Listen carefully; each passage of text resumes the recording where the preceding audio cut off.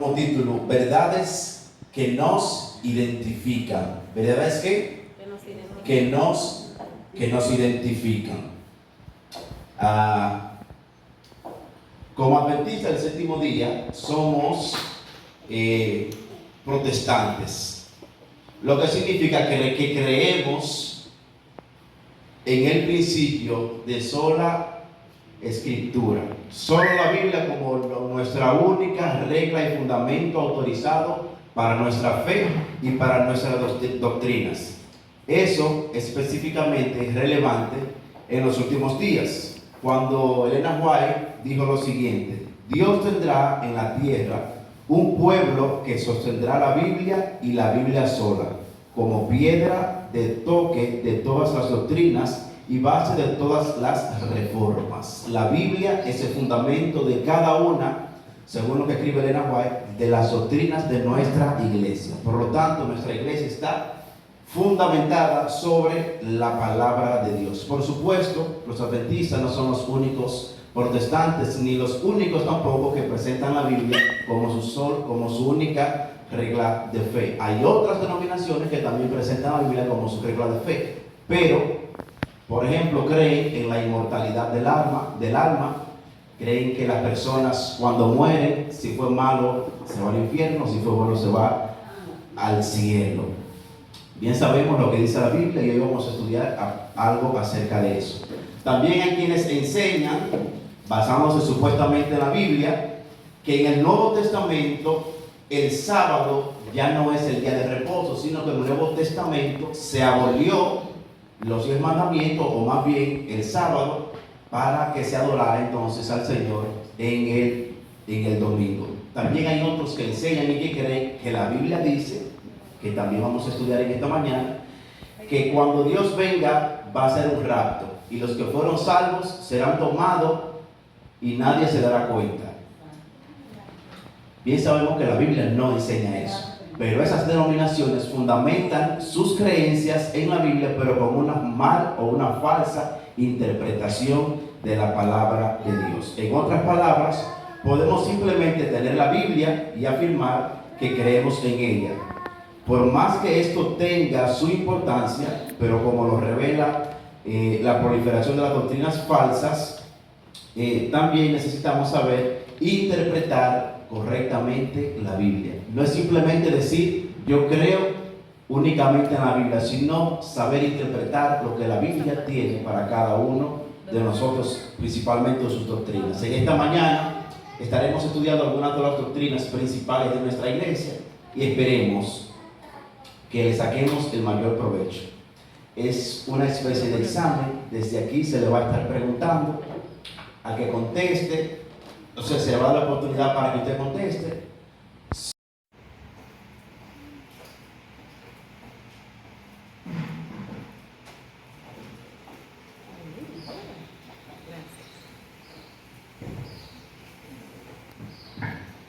Feliz Santo Sábado.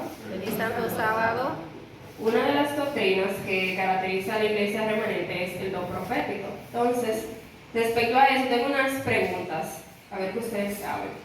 La primera dice: ¿qué pasajes bíblicos en Apocalipsis nos confirman que el don profético describe a la iglesia remanente? ¿Qué pasajes bíblicos en Apocalipsis nos confirman que el don profético describe a la iglesia remanente? Vamos a ver. Apocalipsis 12, si lo pueden buscar para... Vamos a leer Apocalipsis 12. Apocalipsis 12, 17. Y dice: entonces el dragón se llenó de ira contra la mujer y se fue a hacer guerra contra el resto de la descendencia de ellas, los que guardan los mandamientos de Dios y tienen el testimonio de Jesús. Entonces, esa es una característica de la iglesia remanente, que guarden los mandamientos de Dios y que tengan el testimonio de Jesús. Entonces, la segunda pregunta dice: ¿cómo dice la Biblia que se prueba la legitimidad de un profeta? ¿Cómo dice la Biblia que se prueba la legitimidad de un profeta? Hermana César. Si andan conforme a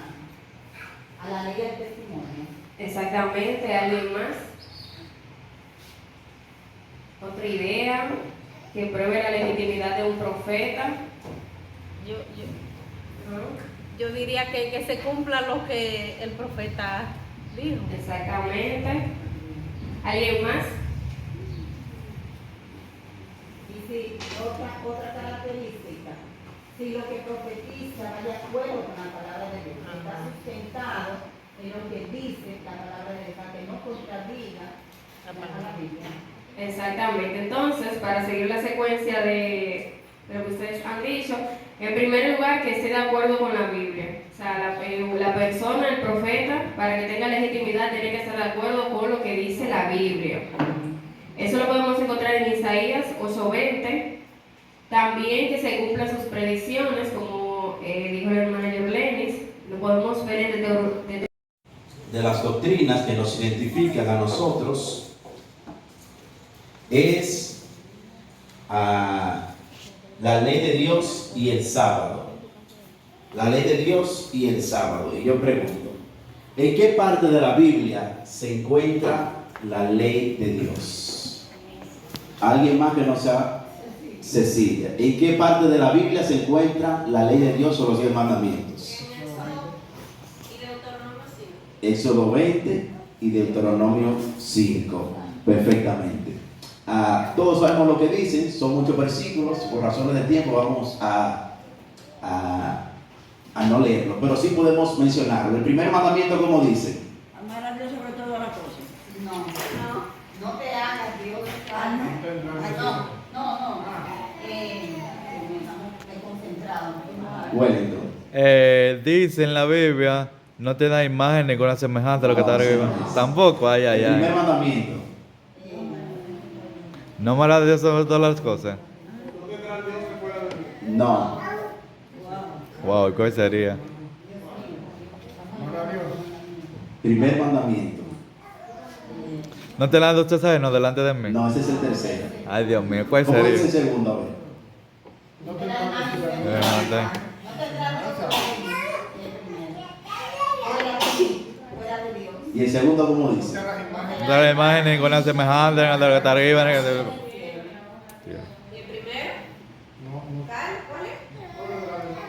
El primero no tendrá otro Dios fuera de mí. Otro Dios.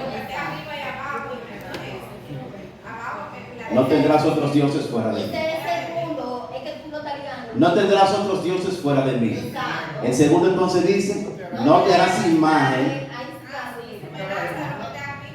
Exactamente. ni debajo de las aguas. Y el tercer mandamiento, No tomes Dios el nombre. no tomarás el nombre de Dios tu Dios en vano, porque no tomarás por inocente Jehová al que tomare su nombre en vano. ¿Cómo dice el cuarto mandamiento? Acuérdate de Dios. Para santificarlo, 6 días trabajarás y harás toda su obra. Mas el séptimo día es reposo para Jehová tu Dios. No hagas imagen a otra. Ni tú, ni tu hijo, ni tu hija, ni tu siervo, ni tu criada, ni tu buey, ni tu bestia, ni tu extranjero que está dentro de tus puertas. Porque en 6 días hizo Jehová los cielos, la tierra, el mar, Y todo lo que quieras. y hizo 3 cosas el Señor con el sábado. Por tanto, Jehová bendijo el día de reposo, lo santificó y reposó en él. El quinto dice, honra a tu padre y a tu madre. Para que los días que Jehová tu Dios te da se te larguen en la tierra. El sexto dice, No matarás. el séptimo, No robarás. el octavo, No cometerás. No andarás. el noveno No hurtarás. y el décimo. No dirás contra tu prójimo falso testimonio. No codiciarás. La casa de tu prójimo es correcta. Bien, tenemos que repasarlo, ¿verdad? Siguiente pregunta. Dice, ¿qué pasaje entonces en el Nuevo Testamento confirman o demuestran la vigencia del cuarto mandamiento? ¿Algún texto bíblico que ustedes recuerden que habla acerca del cuarto mandamiento en el Nuevo Testamento? En el Nuevo Testamento. Hebreo 4:8. ¿Usted recuerda lo que dice, hermano? Hebreo 4:8.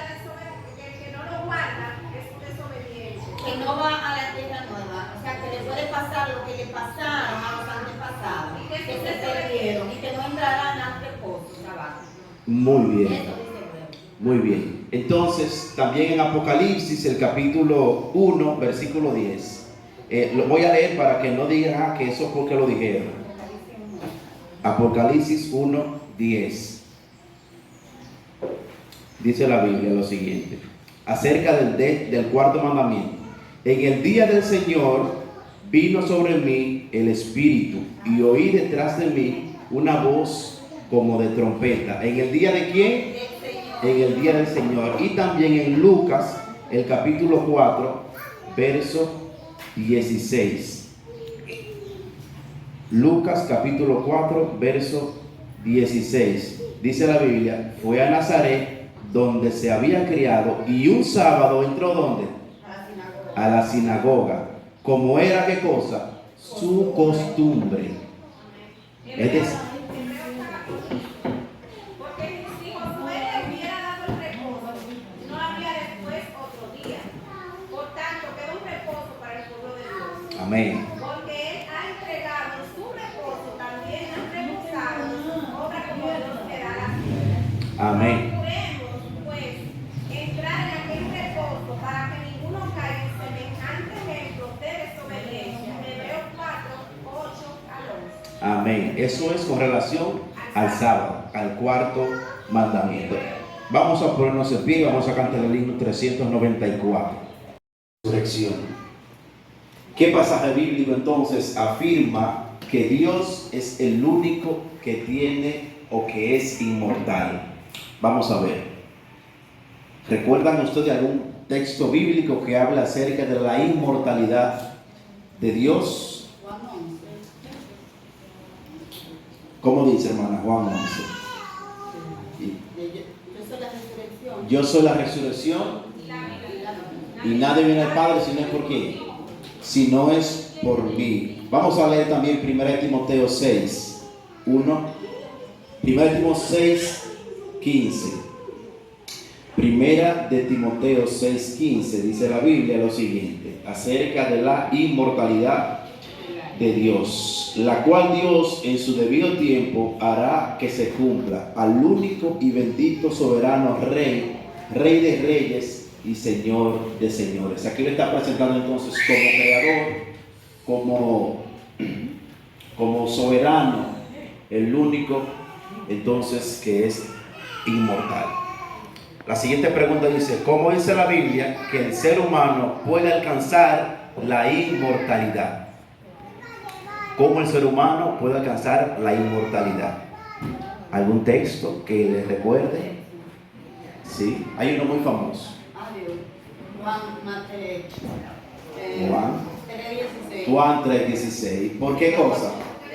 Amó Dios al mundo que dio a su hijo unigénito para que todo aquel que en él crea no se pierda, sino ¿qué cosa? Tenga vida eterna. Juan 14:15, ¿cómo dice? Juan 3, 14 y 15. Ok, ya. Sí, los versos antes, los textos antes, el versículo antes. Exacto. Y Juan 14, 1 al 3 también habla. También. De nuestro corazón. Cree en Dios, cree también en mí. En la casa de mi padre. Ay, no. Si no fuera así, no lo hubiese dicho. Voy pues a preparar morada para que donde yo esté, también ustedes estén. Exactamente. Hablando acerca de la eternidad en las mansiones celestiales. Entonces, para aclarar, la única forma por la cual nosotros podemos alcanzar la inmortalidad es como aceptando a Jesús como nuestro único Salvador. Permanecer en Él, entonces alcanzaremos la vida eterna y por tal razón la inmortalidad. Vamos a buscar en nuestras Biblias el libro de Primera de Pedro, el capítulo 3, versículo 15. Primera de Pedro, capítulo 3, versículo número 15.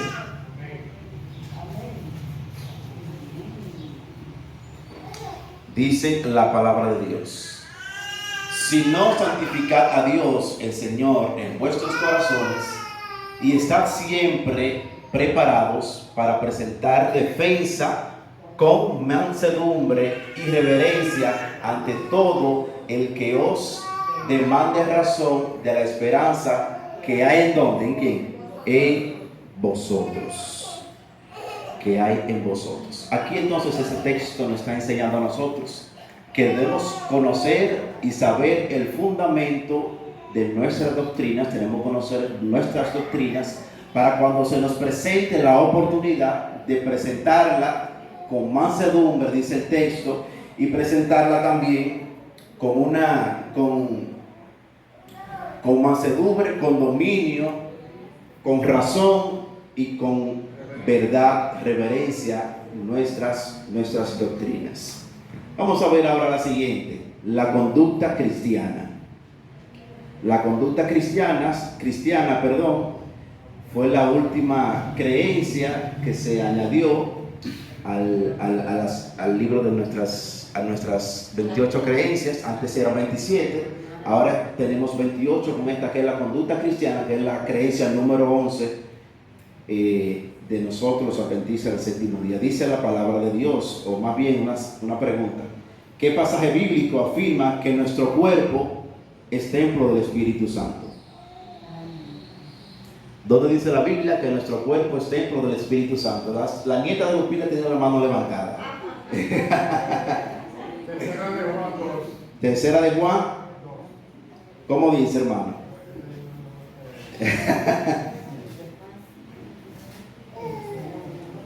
Tercera de Juan 2. ¿Si es tercera de Juan o en primera de Corintios? En 1 Corintios. Ay, Nelly, te pones el lado por lo que estoy grabando. 6:19 dice: Espérate. ¿es templo de quién? Del Espíritu Santo. Míralo ahí. Os ignoráis que vuestro cuerpo es templo del Espíritu Santo, el cual está en vosotros, el cual tenéis de Dios, y que no sois vuestros. ¿Refiriéndose a qué? A nuestro cuerpo. El Espíritu Santo está en nuestro cuerpo, está en nosotros, ¿verdad que sí? Por lo tanto, nuestro cuerpo, mi cuerpo, no me pertenece a mí, sino que le pertenece a quién. Amén. Por tal razón, entonces, como le pertenece a Dios, yo debo andar, debo hablar, debo caminar como Cristo anduvo aquí en la tierra, dando fe y testimonio de un verdadero cristiano a través de mi conducta. La siguiente pregunta: ¿qué pasajes bíblicos señalan a los animales que se pueden comer y cuáles no se pueden comer? Levítico capítulo 11. Hay otro también en Deuteronomio. También habla de los animales que se pueden y los que no se pueden ingerir. También en Isaías, perfectamente. Entonces, otra pregunta, no lo leo por el tiempo, pero en su casa pueden repasarlo. Levítico capítulo 11 del 1 en adelante. Y Deuteronomio también, el capítulo 14, verso 3 hasta el 21. Pueden leerlo en su casa para que ahí puedan sacar el mayor de los provechos. Pero así le doy una orejita. Dice que de los animales, por ejemplo, de los cuadrúpedos, los que tienen las pezuñas hendidas, o sea, hendidas que la tienen dividida la pezuña. Usted ve que el caballo tiene como si fuera una sola uña redonda. Las vacas la tienen dividida. ¿Se han fijado? Otra característica que deben tener es que rumian. ¿Qué significa eso? Que rumiar. Que cuando mastican, ¿verdad que sí? Se lo tragan, vuelven y otra vez lo devuelven y lo mastican otra vez. Y se da ese proceso de rumiar.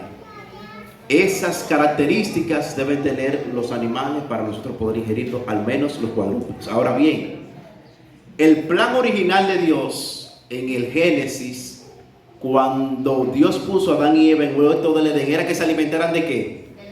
De todo árbol que dé fruto y que dé semilla. Por tanto, el plan original para nuestra alimentación no es comer carne. Bien, se le permitió comer carne porque después del diluvio no había vegetación. Entonces no se iban a morir de hambre. El Señor permitió, por eso clasificó: pueden comer esto y aquello. Por esa razón entonces se le permitió la ingesta de carne.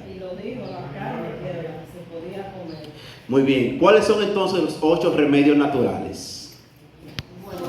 Sol, agua, ejercicio, descanso, ¿qué más?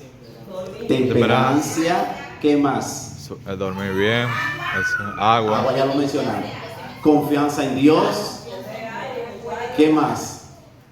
La naturaleza, no te ¿Qué más? mencionó.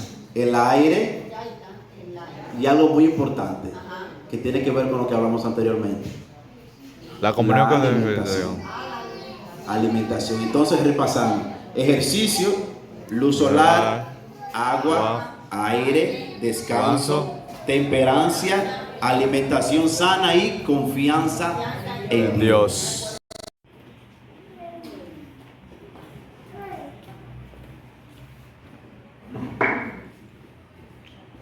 Bien, mis queridos, quedamos entonces en la conducta cristiana, ¿verdad? Ahora vamos a ver la segunda venida de Cristo. La segunda venida de Cristo. ¿Qué versículos bíblicos hablan acerca de la segunda venida de Cristo? Juan 14 también del 1 al 3.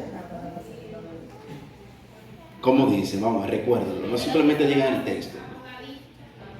Ajá. ¿Qué dice?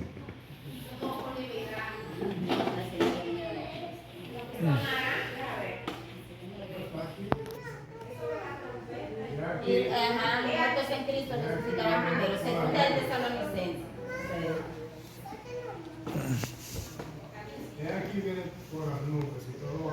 ¿Aún qué cosa? Aún lo que le traspasaron. Muy bien. Muy bien. Muy bien. También en el libro de Mateo, el capítulo 24, habla acerca de las señales que se van a ver antes del regreso de nuestro Señor Jesucristo. ¿Qué señales entonces anuncian esa segunda venida de Cristo? Las señales que se verán antes de: el sol se oscurecerá, La estrella caerá del cielo. ajá, La condición social y la condición moral estaría por el suelo. La laboral también. Muy bien. Guerra, terremoto, todo eso está ahí. Ya hermano de lo que yo voy a decir. natural, por las cosas de Dios. Así es. Wellington. Ya hermano de lo que yo voy a decir. Ok. Sí, es correcto. Justamente lo que estamos viendo en nuestros días. Así dice el texto, así el texto, como en los tiempos de Noé, así será la venida del Hijo del Hombre. ¿Qué era lo que pasaba en los tiempos de Noé? Un desenfreno moral que incontrolable. Eso era un caos total en los tiempos de Noé. Sí, Lupita. Yo digo que como el tiempo de Noé, y ahora nosotros tenemos un chismán, porque en el tiempo de Noé no había redes sociales. Es correcto. Había todas estas situaciones que hay, que es lo que está dejando a Dios de la mano. Así es. Es correcto. Dice Lucas 21:25 lo siguiente. Dice: habrá señales en el sol, la luna y las estrellas. En la tierra las naciones estarán angustiadas y perplejas por el bramido y la agitación del mar. Refiriéndose a las cosas que iban a suceder antes entonces de la segunda venida de nuestro Señor Jesucristo. No sabemos